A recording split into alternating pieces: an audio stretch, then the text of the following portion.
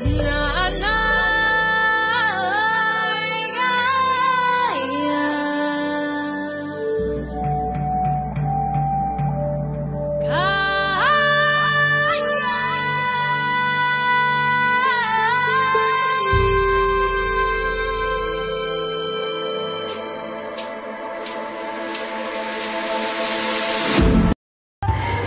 hilagang silangang bahagi ng Mindanao, matatagpuan ang lungsod ng Bayugan, isang payapa ngunit masiglang komunidad sa Agusan del Sur. Sa unang tingin, maaaring mukhang isang simpleng lungsod ito. Ngunit sa likod ng mga kalye, bukirin at kusina nito ay naninirahan ang mga kwentong hinumbog ng kasaysayan, kultura at tradisyon. Nagsimula ang Bayugan bilang isang maliit na baryo sa ilalim ng bayan ng Esperanza.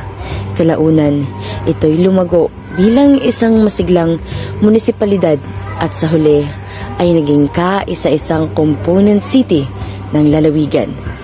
Pinaniniwala ang nagmula ang pangalan nito sa salitang bayog, isang uri ng katutubong punong kahoy o sa bayugan na nangangahulugang daan.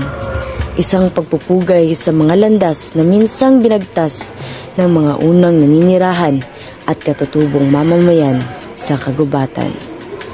Sa Bayugan City, ang Gabi Latik ay isa sa mga lokal na dessert na ipinapakita sa mga kultural na pagtatanghal at gastronomikong karanasan, tulad ng nabanggit sa isang artikulo tungkol sa Philippine Experience Program PEP Caraga na pinabagatang A True Taste of Bayugan City, Agusan del Sur, kung saan ito ay kasama sa mga inihain na lokal na mga panghimagas.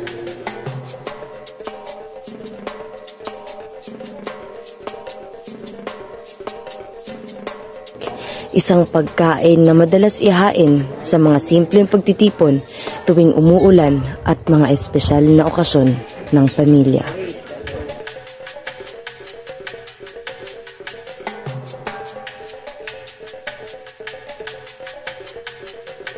Ang bayugan sa unang panahon, daghang nakatanom og gabi. Maski asa ka mulingi na ay gabi. Ay maumay, kasagaran, itanom sa mga tao. Dali ra siya mutubo, samot na diri sa bayugan. Sa lungsod ng Bayugan, ang pagkain ay hindi lang sustansya. Ito ay pamana. At sa bawat paghain ng Gabi Latik, matitikman ng bawat kultura, katatagan at puso ng isang komunidad na patuloy na pinahahalagahan ang mga ugat nito habang humuhubog patungo sa hinaharap.